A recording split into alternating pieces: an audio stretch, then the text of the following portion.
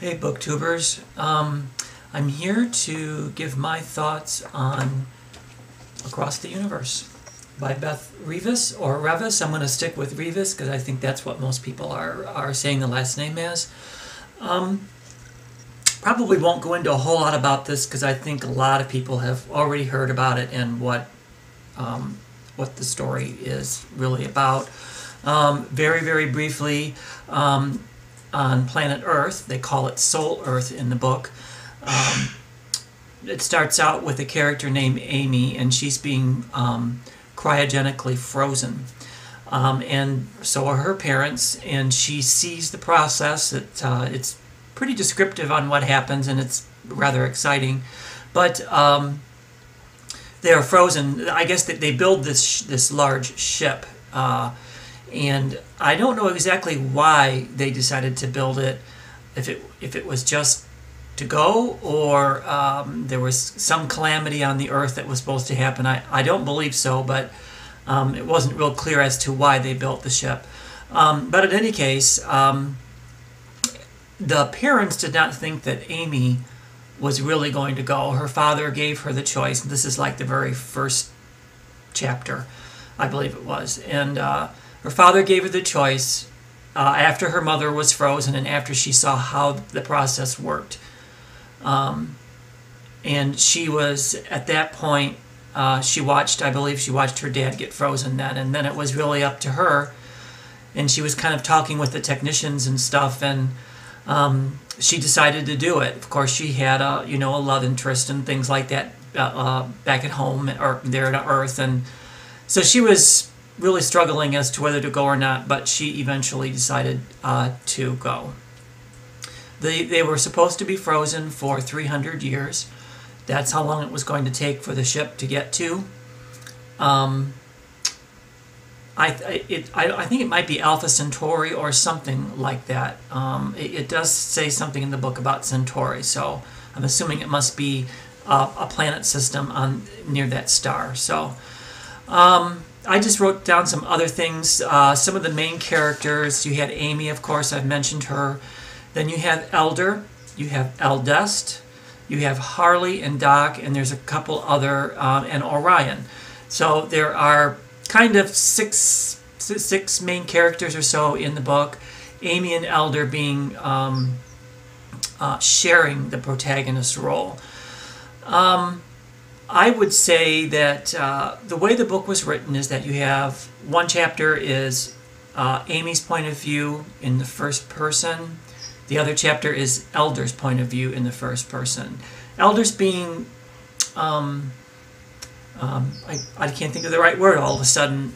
He's being educated or trained to become the eldest of the ship. And the eldest is training Elder to do that.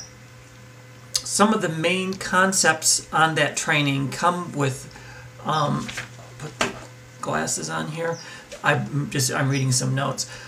Some 3 causes of discord, and these are pretty. The first 2 are given right away, pretty much towards the beginning of the book, and the first cause of discord is differences in race, differences in culture, differences in ethnic groups, and Elder is studying like videos and things like that about Soul Earth history, to learn why differences are not good and why they cause discord. The second one is a weak leader. So if you don't have a strong leader, the people kind of don't know what to do. There's no central focus or government. I guess the leader is kind of the government in this on this ship. Now there's a whole lot of the third one. He will not tell him directly what that means, and eventually you figure that out. On this ship, the people are of an ethnic blended race. So over the years, the people who are running the ship, growing food, there's like this bottom, there's several levels of the ship, and I'm sure you've heard all about this before, but the kind of center level is a very large portion of the ship, and they grow food, and they have animals, and all this stuff.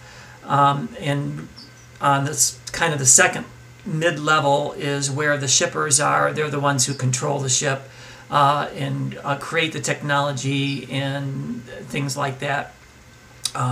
So all these people are now, after a couple hundred years, ethnically blended, and are really kind of a new race, if you will, and they all look the same, they all talk the same, because number one, of course, causes of discord is differences, so they're eliminating these differences so that everybody's kind of the same. So in a way, the ship has become a little bit of a dystopian world, with the government and with the culture and people that live on it. Amy is woken up about 250 years after the ship had taken off. And I think it mentioned somewhere in there that when she actually was put aboard the ship, or she decided to go, the name of the ship was not Godspeed, it was something else. So there was just a lot of really interesting things that started happening. And of course I can't tell you the ending or like the last half of the book, so you'll have to read it yourself. Some of my thoughts on what was going on. It takes a while to understand what is actually going on. So I would say within a little more than half of the book, you're kind of confused because Amy's confused.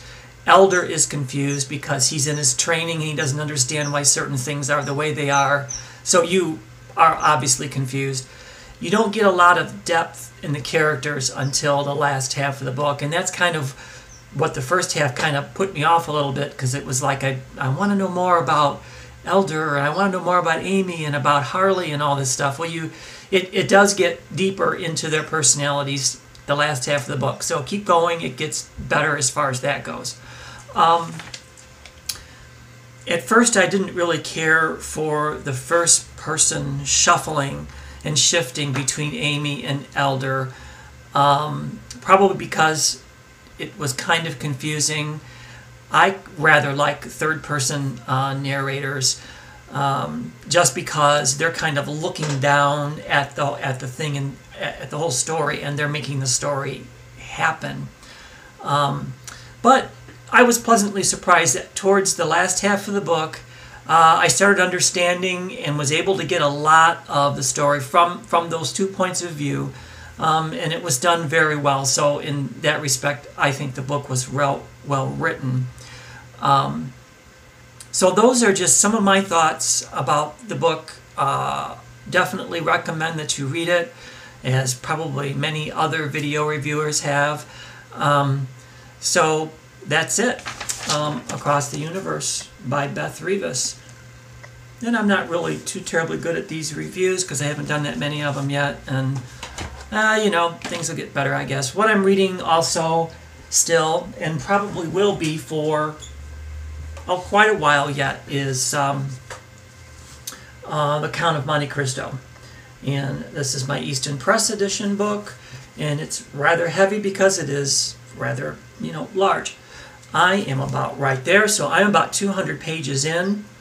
And let's see, this book is in 4 volumes. So I am on volume 1, which is 288 pages, and I am currently somewhere around 206. So all I can tell you is that this story is incredible. I imagine a lot of people have seen the movies about it, but the writing is very, very good. It's a classic, so the writing is just excellent, and it just keeps moving and moving. It keeps you interested. So far, anyway, the first 200 pages have been just things happening after things happening after things happening. It just keeps going. And I'm really enjoying it. It's just taking a long time to get through it, and I have the patience for it, so it doesn't matter to me. If it takes several months for me to get through it, that's fine. So that's what I'm doing next. I don't know what I'm going to read. I read 2 or 3 books at a time, so I don't know what I'm going to read next after Across the Universe. If I'm going to go for a YA, or maybe an adult. I just haven't decided yet. But I'll probably pick that soon. Well, I hope you enjoyed it. See ya.